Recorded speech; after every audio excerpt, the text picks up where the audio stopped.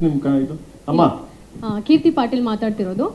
ಯಾವಾಗಲೂ updated version ಅಲ್ಲಿ ನೀವು ಸಿನಿಮಾಗಳನ್ನ ಮಾಡ್ತಾ ಹೋಗ್ತೀರಾ, ಅದೇ ರೀತಿ ಕಥಾ ಹಂದರ ಕೂಡ ಇರುವಂತದ್ದು. ನಿಮ್ಮ ರೆಟ್ರೋ ಸ್ಟೈಲ್ ಸಿನಿಮಾದಲ್ಲಿ ಈಗಿನ ಜೆನ್ಜಿ ಲವ್ ಏನಾದರೂ ತೋರಿಸಿದ್ದೀರಾ ಅಂತ? ಅಂದ್ರೆ ಜೆನ್ಜಿ ಅಂದ್ರೆ ನಂಗೆ ಕನ್ನಡ ಕೇಳಕ್ ಮಗ, ಈಗಿನ ಕಾಲಘಟ್ಟದ love story sir, gen Z. Okay okay okay ನನ್ಗೆ ಅದು ಇಂಗ್ಲೀಷ್ ಅರ್ಥ ಆಗಲ್ಲ, ಸಾರಿ ಕಂದ ಬೇಜಾರ್ ಮಾಡ್ಕೊಬೇಡ ಹಂಗೆ ಹೇಳಿದೆ ಅಂತ. ಅಲ್ಲಲ್ಲ ನಾನು ಹಂಗೇನೆ ನಾನು ಮಾತಾಡೋದೇನು ದೌರ್ಗ್ಯ ಮಾಡಲ್ಲ.